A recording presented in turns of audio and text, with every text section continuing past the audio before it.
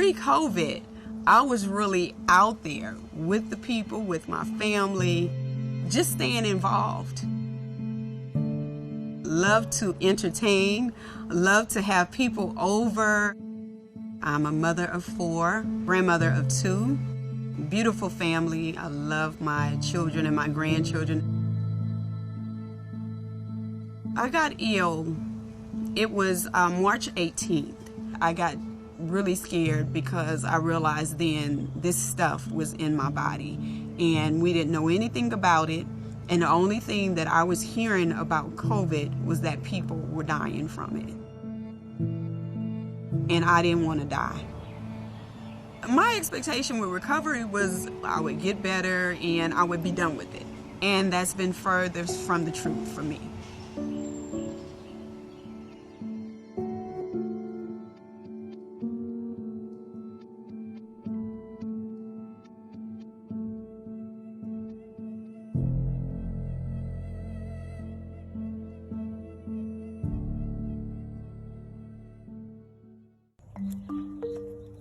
I'm in a wheelchair going anywhere more than 5 feet. I'm pretty much bedridden. I still have heart issues, digestive issues, headaches, dizziness, low blood pressure. I couldn't walk 3 or 4 feet across a room. Full onset of asthma symptoms where I was having 2 or 3 asthma attacks a day. I was athletic most of my life. Prior to COVID, I was working out, doing high intensity workouts. I'm just standing still, talking, and my heart rate's up. And this kind of goes in waves, it waxes and wanes.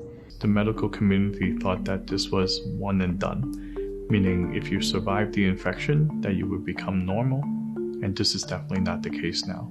The other thing that I think is surprising is how many organ systems that this virus is actually affecting. Pulmonary, meaning the lungs, cardiac, the heart, neurological, and also psychological. I can faintly smell it. My post-COVID symptoms that I've been experiencing are loss of hair, loss of smell, of course memory fog, memory loss, joint pains in different places. We're at a loss as to what to do for some of these patients and their severe symptoms. What worries me the most is the brain fog, because my father, he had Alzheimer's. I hoped and prayed that I never would have to go through that experience, because I watched my father go through that experience, not being able to speak as fast and be as sharp as I used to. That is definitely something that is concerning to me. I was very fit and healthy before I contracted the virus. Before the spring, I was with my partner's family in Norway, and we were hiking up mountains on the west coast. The most worrying thing through all of this has been they haven't been able to find a reason for why I've been so poorly.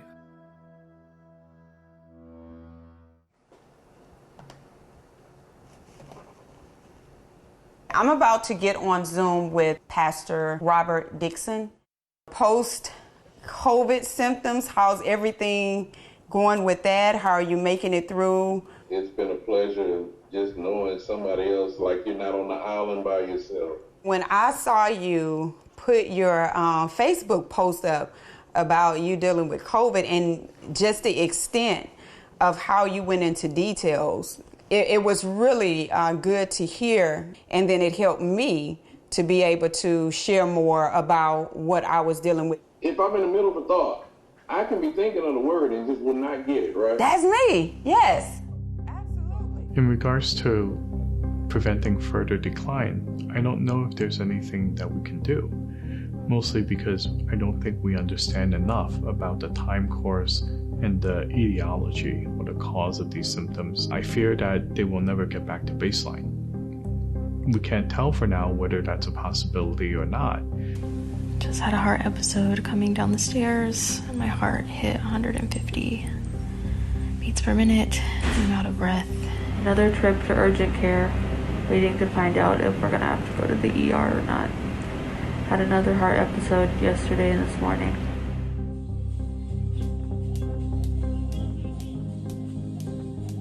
Everything that I'm doing now is to get my body, my mind back to where I was before. I don't want to stay in the place that I'm in right now because it's not a good place mentally, emotionally, or physically. I exercise in the mornings. I may not be able to do the full 30-minute workout, but I'll try to do something just for the sake of saying that I am continuing working on my body. Add some resistance. Breathe in. And then breathe out. I have to retrain my lungs how to breathe correctly. Instead of taking shallow breaths, I need to use my diaphragm. And my diaphragm's really weak, so PT is helping me. There will be more patients with long-term symptoms, so the need to understand the disease is not only to treat the patients we have now, but also the patients for the future. The future for me, with the side effects that I'm having, is tomorrow. It's not a year later, 5 years, or 10 years later. I'm trying my best to do what I can within my power, with prayer, my faith in God, to get better.